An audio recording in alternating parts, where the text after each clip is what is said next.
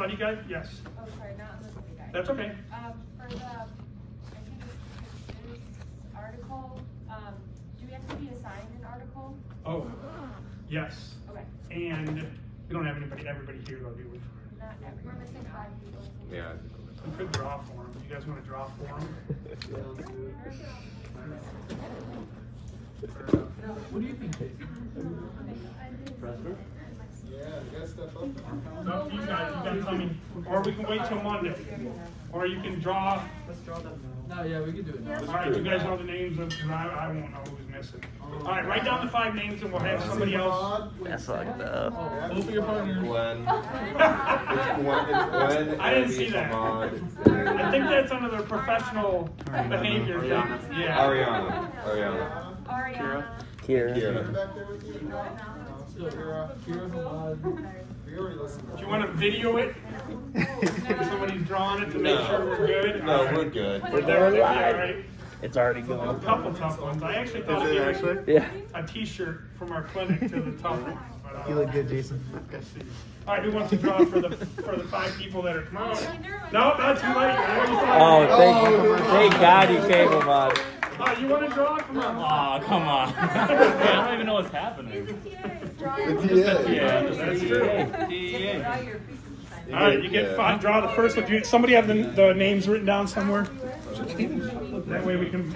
Someone write it down. So write them down in order, though, so we draw. Gwen, Kira, Ariana. Yeah. Gwen, Kira, Ariana. All right, so this is for Gwen. Make sure you only get 1, unless you want to do 2. She got 2.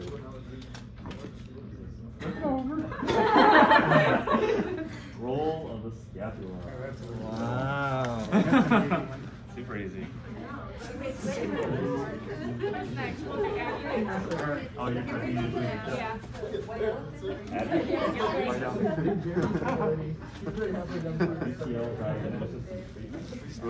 UCL? Oh, that's a good one. That's a good one. That's a good ligament. We learned how to mobilize it. Included, I have to ask. Were you included? For what? Yeah, you need to add. That's a big topic. Did you do Abby, Ariana, Right here, bro. Kira? Should you be recording Ariana. over here? Oh. Neurodynamic tensioners versus sliders. You guys are getting lucky. That's 2 of the bad ones. Yeah, well done. I think for Escala, it's just a big topic. Okay. It's like, Is that it? I think. All right.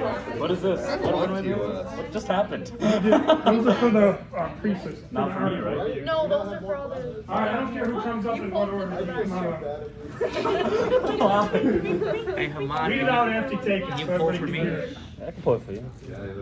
For posterior impingement at the elbow. Let's go! Radial tunnel syndrome. Ooh.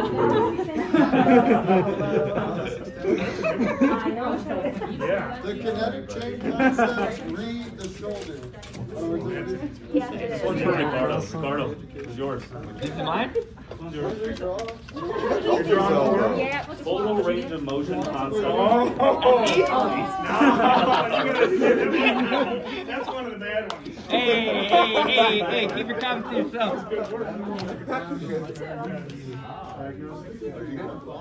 They're all easy. What? You gotta do. I'm doing Oh, that's where, Oh, yeah. You're doing your CPN. That's the end of this, but you'll get a lot of information Monday.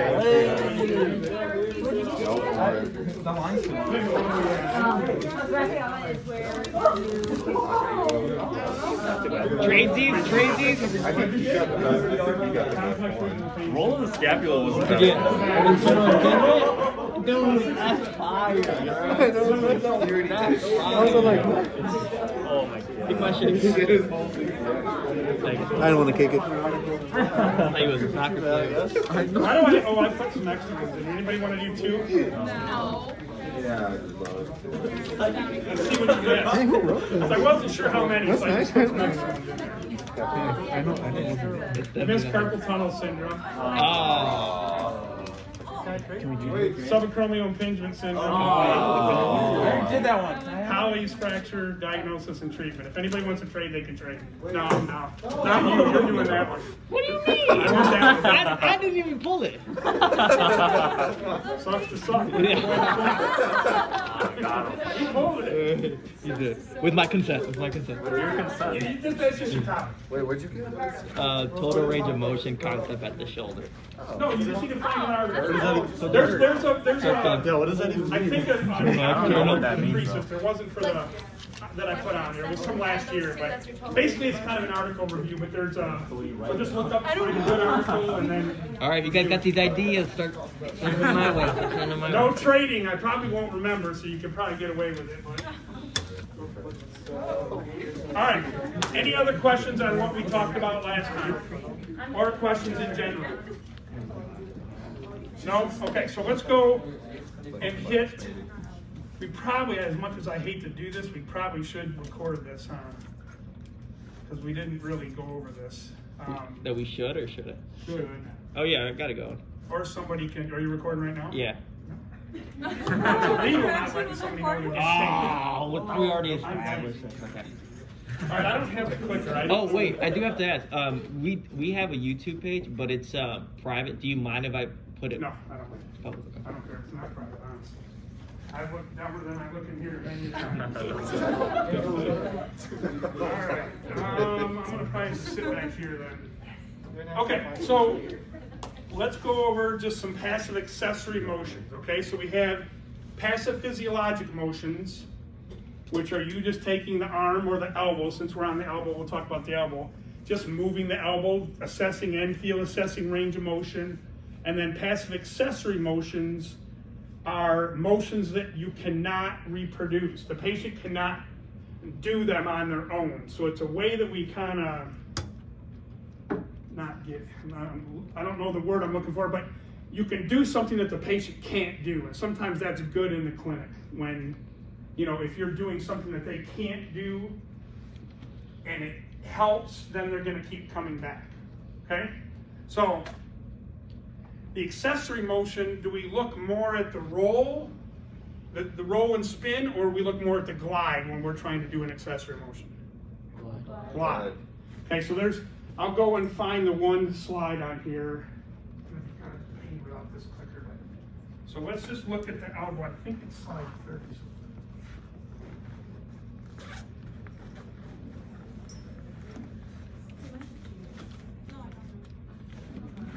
Do you know what slide that was? Oh, where we're at right now? Yeah. Okay, 7. so 7. there's kind of your Thank you. Right now. humeral ulnar. we're at So obviously the 24. ulna has the big trochlea on it, or the big olecranon on it. So it's going to be a what surface? Convex or concave? Concave, because it's kind of dug out, all right?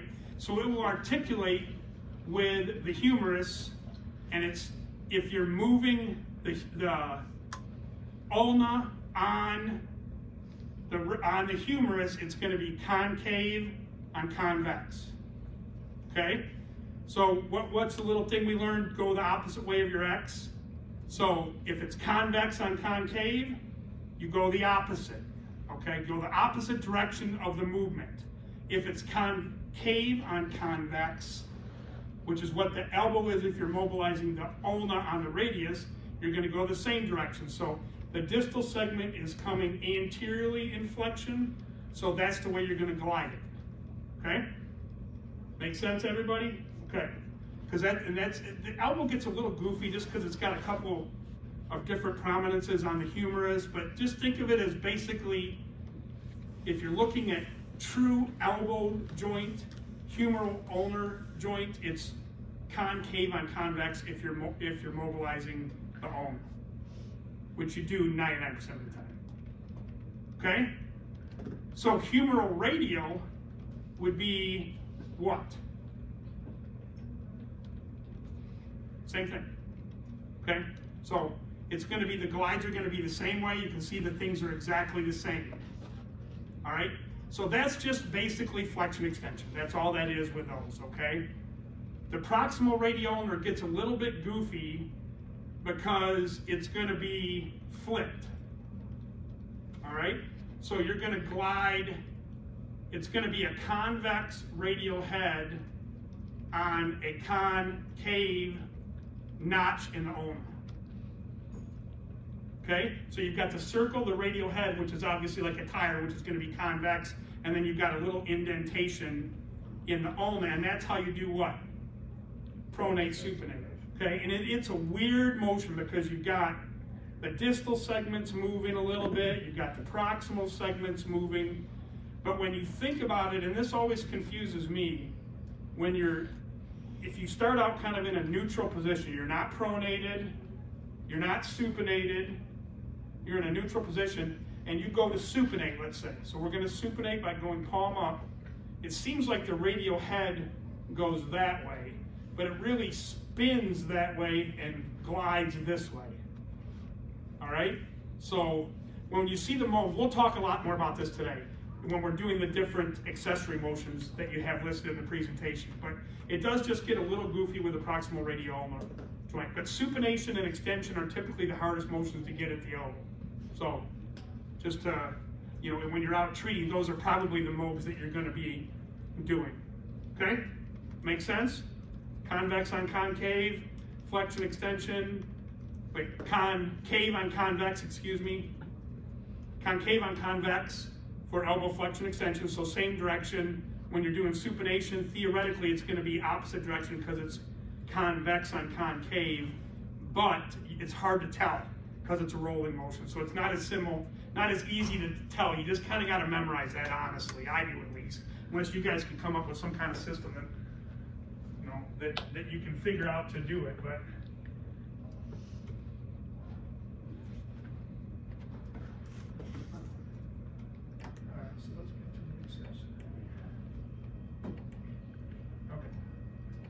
passive accessory motion assessment is essential in determining the potential for joint plate dysfunction, okay? So we know that, let's just say they have a super tight tricep, that's going to limit elbow flexion, okay? But if you immobilize somebody for a long period of time, the soft tissue around the joint is going to shorten, so you might have some of that. You might have a tight tricep. But when you immobilize a joint, all of those normal accessory motions, the rolls and spins, which we really don't deal with a whole lot with the MOBs, but the glides, the accessory glides, are going to get limited as well. So sometimes it's just enough to stretch it, honestly. You don't have to mess with the joint mechanics. Sometimes not, a lot of times not. So then you would want to combine passive accessory motion with passive physiologic motion. Okay? That's a big thing, so I want you guys to make sure you understand that. If not, we'll take some time to talk about it. So if anybody doesn't understand that, let me know.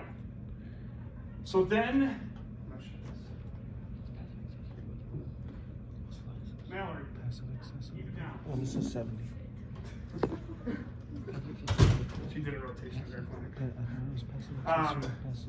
So what you're going to want to do is create motion. You need to get back motion. However you can do that in the clinic does not matter, okay?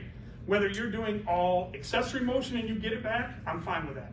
Whether you are doing all passive physiologic motion and getting that, great. Just get the motion back. They need to be functional. They need to get their range of motion. Most of the time, in my opinion, though, it's a combination of the two things, especially after an immobilization process. So that's the key. So I can give you all of these techniques, and if you want my very, very humble opinion, PT schools over-treat giving a whole bunch of that stuff and under-treat on how and when to use it. And I think you can, the analogy would be me. I am extremely unhandy. I couldn't fix, if you gave me a hammer and nail, there's a great chance I wouldn't pound it in straight. So you could put me in the best room with all of the tools in the world and I would have no idea how to use them. So it's the same thing with this.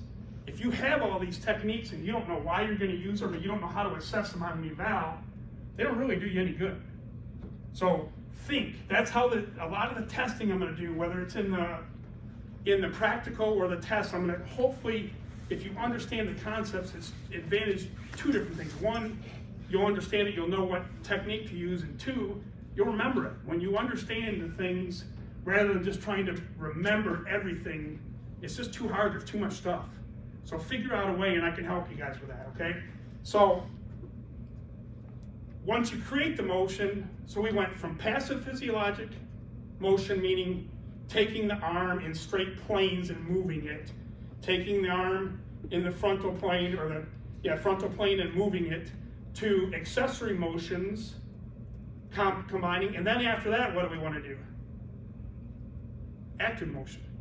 So we just created motion. And I don't care if this is the elbow, I don't care if it's the shoulder, I don't care if it's the spine.